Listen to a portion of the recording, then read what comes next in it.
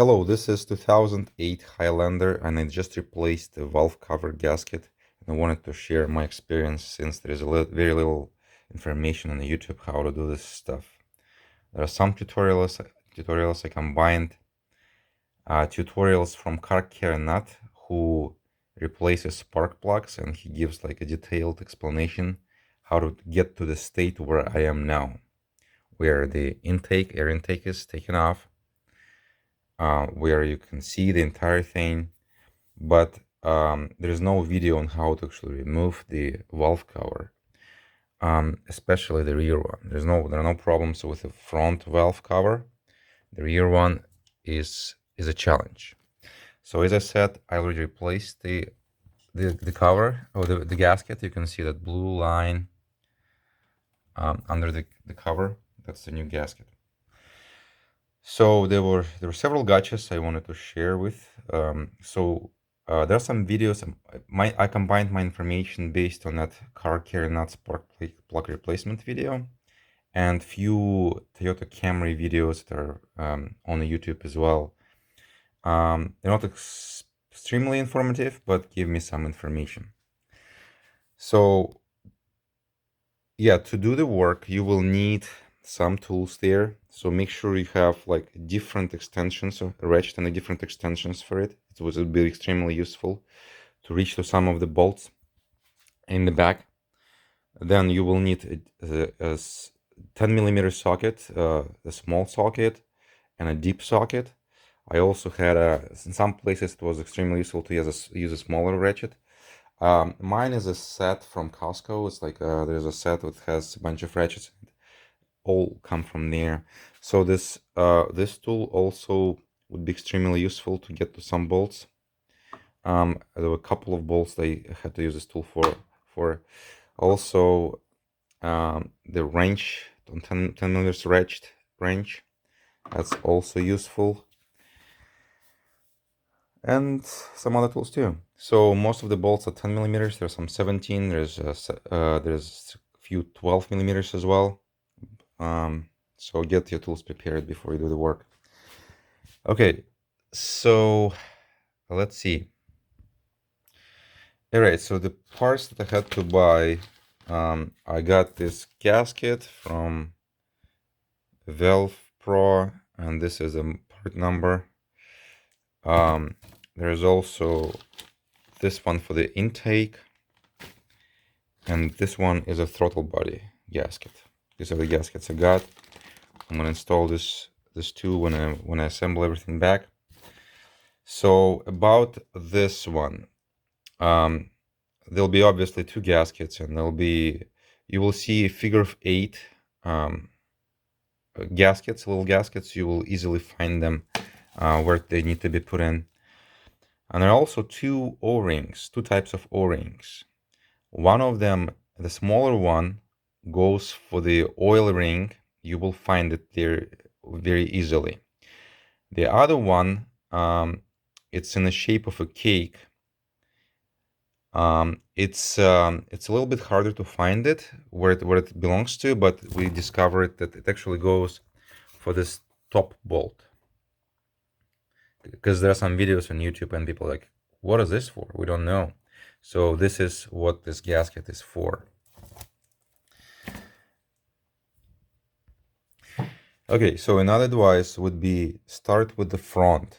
I did it exactly the opposite and I regretted about this, but start with the front cover because it'll give you kind of information. You'll learn from it what to do there, and then move to the back one. So I did the back one first, and it's like, aside from all inconvenience getting to all the bolts, you also don't know what you're dealing with. At least you know if you practice on the front one first. It took us about 3 hours to replace the rear one, 1 hour the front one. That's a lot of work. The biggest problem is to actually get into the bolts on the back of the cover.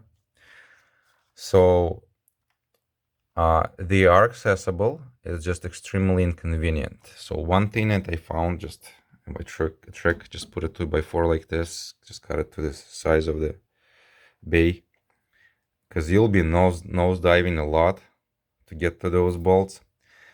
So there'll be 4 bolts total on the back of the cover. 3 bolts in left corner, somewhere here, and in the middle, 10 millimeters. And there is 1 bolt in this corner that is 12 millimeters. Okay, there's also 1 hidden bolt. There's a on the left side of it, there is a plastic cover. I'm not sure what that's for, but behind that plastic cover, there is another bolt, 10 millimeters. I can't exactly say how many bolts there, but just move around your finger, you'll find them all. Make sure you don't remove bolts that don't hold the cover like this one. I didn't find anything like this on the back, but on the front you will see those. So there is, again, the bolts that we're struggling with, 4 bolts in the back, and we also didn't know that there is a top bolt like this one on the rear cover, and there was another hidden one that we had to discover. Otherwise, once you remove all the bolts, you just wiggle around with a screwdriver the cover and just pops out. Okay, about the rear bolts. Most of the bolts are accessible through here, through the top. I can feel them with my fingers right here. But the 2 on the left side, they're also accessible from the bottom. You can actually see them from there, and with a little ratchet, you can actually reach them and actually do those 2 bolts from the back from under the car. Especially the left corner one, because there's some pipes there. Those are metal pipes. You see like a series of pipes. They do not let you to insert a ratchet tool. Just there's not enough room. We found it's actually easier to do that from under the car, those 2 bolts. Another struggle we were stuck on was removing spark plug gaskets. This car has 220,000 miles on it. It's 2008 Highlander, and the gasket looked like a rock. And those gaskets have metal inside and metal reinforced, and they get stuck so badly in the sockets, it's hard to remove them. So the way we removed them was to actually like a small screwdriver like this. You just pinch it a little bit, just work your way through, just detach it from one side a little bit, and then with the pliers you can remove them. It's also hard to put the new ones back because they also have a metal reinforcement in there in the walls. Before you put those, make sure you just apply a little bit of oil. It's a little bit easier to wiggle them in. And also apply oil in the gaskets, because once you start putting everything back, so I already put the coils back, but there's like this pipes for the where the spark plugs are. They will kind of, you will struggle to put the spark plugs gaskets on top of those tubes. So if you apply a little bit of oil, it's just going to make it a little bit easier. Other random tips. So if you got this far, definitely replace the spark plugs. I replaced the spark plugs. It's very easy to do that once you open this whole area. It costs really nothing. So I replaced the spark plugs too.